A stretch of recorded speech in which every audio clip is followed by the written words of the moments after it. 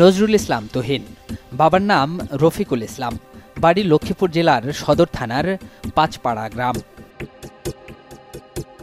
শেরেবাংলা কৃষি বিশ্ববিদ্যালয়ে কৃষি অনুষদের 2014-15 শিক্ষাবর্ষের ছাত্র তুহিনের দাবি, বৈষম্য বিরোধী সহ আওয়ামী বিরোধী আন্দোলনে তার ভূমিকা উল্লেখযোগ্য। বাবা মুক্তিযোদ্ধা হলেও গত 17 বছরে তিনি এর থেকে কোনো সুবিধা নেননি।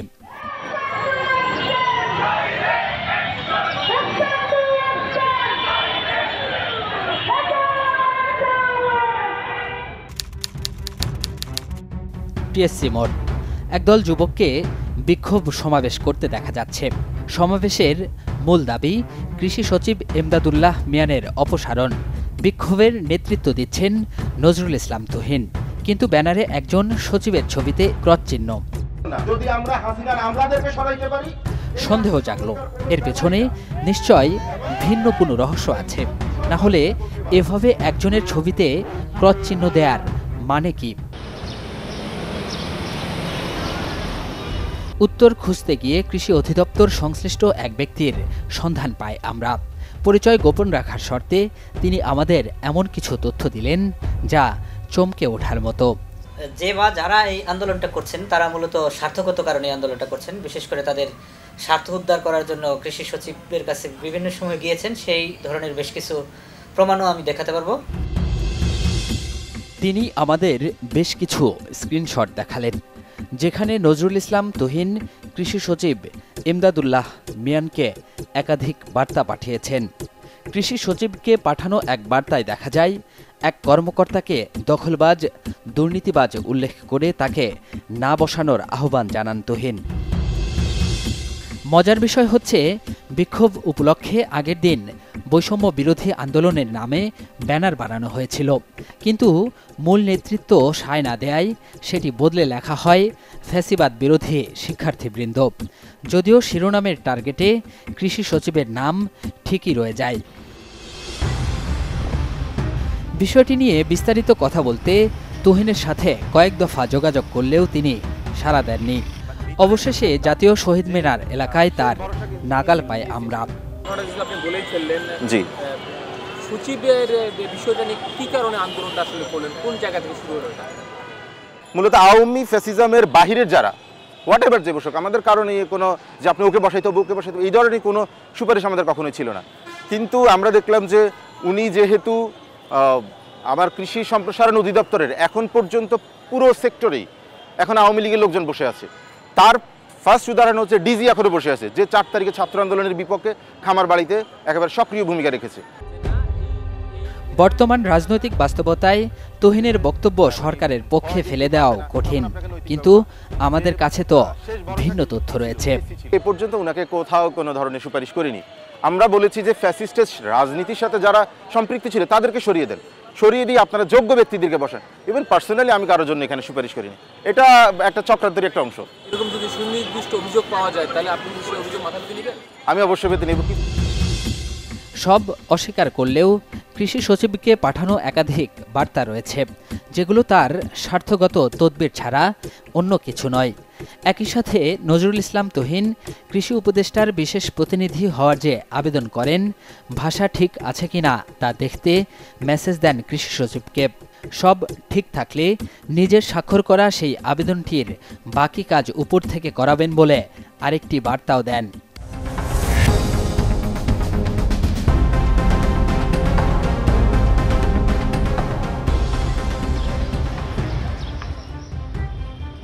এত সব প্রমাণ থাকার পর রহস্য বোঝার বাকি থাকে না যে আন্দোলনের পেছনের রহস্য কি। তুহিনের পাঠানো বার্তাগুলো নিয়ে কথা বলবো কৃষি সচিবের সাথে। তো সে আসলে এসে বেশ কিছু বিষয় মানে আমার কাছে তো কয়েকটা বিষয়ে এক ধরনের তদবির করেছেন, কিন্তু আমি আসলে তোর কোনো তদবির রাখার সুযোগ ছিল না, যেটা কারণ নিয়মের মধ্যে না হলে আমি কিছু করবো না। বিভিন্ন সময় সে আমার সাথে যোগাযোগ করার চেষ্টা করেছে কয়েকটা বিষয় নিয়ে, কিন্তু তার আসলে ওই কোনো বিষয় আসলে সেভাবে আমরা যেহেতু অফিসিয়াল ডেকোরাম সিস্টেমের মধ্যে পড়ে নাই, আমি কোনোটাই আসলে নিই নাই। সরকারি ঊর্ধ্বতন এই কর্মকর্তা বিধির জালে আবদ্ধ, তাই ইচ্ছা করলেই সব বলতে পারেন না। তবে যতটুকু বলেছেন তাতেই স্পষ্ট আসলে তার অপসারণ দাবির নেপথ্য রহস্য কি। টিম সার্চলাইটের অনুসন্ধান বলছে, কৃষি সচিবের অপসারণ দাবিতে এরই মধ্যে অন্তত 4 দফা রাজপথে নেমেছে নজরুল ইসলাম তুহিনের নেতৃত্বে কথিত আন্দোলনকারীরা।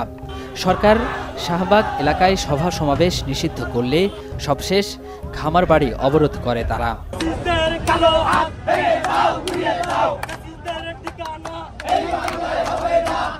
সেদিনের আন্দোলনে চতুর্মুখী রাস্তাটিতে যান চলাচল বন্ধ করে দেওয়া হয়, যাতে ভোগান্তিতে পড়েন সাধারণ মানুষ।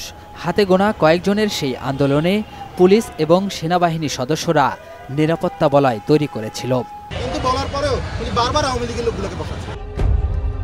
তবে আন্দোলনের মধ্যে এমন একজনের উপস্থিতি আমাদের চোখে ধরা পড়ে, যার সম্পর্কে খোঁজ নিয়ে চাঞ্চল্যকর তথ্য পাওয়া যায়। রেজাউল ইসলাম মুকুল নামের এই ব্যক্তি কৃষি অধিদপ্তরের অতিরিক্ত পরিচালক, যিনি একাধিকবার বরখাস্ত হয়েছেন, জেলও খেটেছেন। তবে প্রতিবারই আইনের ফাঁক দিয়ে বেরিয়ে এসে আরও বেপরোয়া হয়েছেন। 5 আগস্টের পট পরিবর্তনের পর কৃষি অধিদপ্তর ঘিরে এমন আন্দোলনের পেছনে রেজাউল ইসলাম মুকুল ছাড়াও অন্তত 9 জন সরকারি কর্মকর্তার হাত রয়েছে বলে জানা গেছে। সম্প্রতি বিসিএস কৃষি অ্যাসোসিয়েশনের ব্যানারে একটি সংবাদ সম্মেলনও করেন তারা, যদিও পাল্টা বিবৃতি দিয়ে ওই সংবাদ সম্মেলনের প্রতিবাদ জানিয়েছে সংগঠনটি। জানা গেছে, কৃষি সম্প্রসারণ অধিদপ্তর ঘিরে বছর জুড়ে কোটি কোটি টাকার কাজ চলে। সেই কাজ ঘিরে অধিদপ্তরের কিছু কর্মকর্তা নিজেদের আখের গোছাতে পছন্দমতো লোককে বেছে নেন, যারা নিয়োগ, বদলি এবং টেন্ডার বাণিজ্য সবকিছুতেই নিজেদের নিয়ন্ত্রণ চান। কিন্তু আওয়ামী সরকারের পতনের পর সেই জায়গাটিতে শূন্যতা তৈরি হয়েছে। ফলে ফ্যাসিবাদ ট্যাগ দিয়ে আন্দোলনে উস্কে দেওয়া হয়েছে কথিত বৈষম্য বিরোধী ছাত্রদের, যার নেপথ্যে কলকাঠি নাড়ছেন কৃষি সম্প্রসারণ অধিদপ্তরের অতিরিক্ত উপপরিচালক রেজাউল ইসলাম মুকুল। আমি এই আন্দোলনটাতে আসলে পুরো আন্দোলনটা ওখানে কভার করেছি, কিন্তু আমার কাছে ফুটেজ আছে, আমি আমার ক্যামেরায় ফুটেজ নিয়েছি যে আপনি আন্দোলনটা আসলে উস্কে দিচ্ছিলেন ওখানে থেকে। না, আমি তো এখানে ভিতরে ছিলামই না। এটা ক্যামেরা আপনি কোনো ফুটেজ দেখাইতে পারবেন? এটা তো একদম ইন্টেনশনালি কথা বলতেছেন। মোটেই না। আমরা তো ধরেন অবস্থান কর্মসূচিকে একদম উপরে চলে গেছি। পরে ধরেন আর্মির যে মেজর ছিল তার রিকোয়েস্টে বা রিকোয়েস্টে আমরা গেছি আর কি। হ্যাঁ, ওকে, ঠিক আছে, থ্যাংক ইউ আপনাকে। 5 আগস্ট পরবর্তী বাংলাদেশে দাবি আদায়ের নামে গেল 7 মাসে 2 শতাধিক কর্মসূচি পালিত হয়েছে, যার বেশিরভাগই ছিল ঝোপ বুঝে কোপ মারার আন্দোলন। সরকারকে বেকায়দায় ফেলতে কিংবা স্বার্থ উদ্ধারের এই আন্দোলনে ভোগান্তিতে পড়েছেন সাধারণ মানুষ।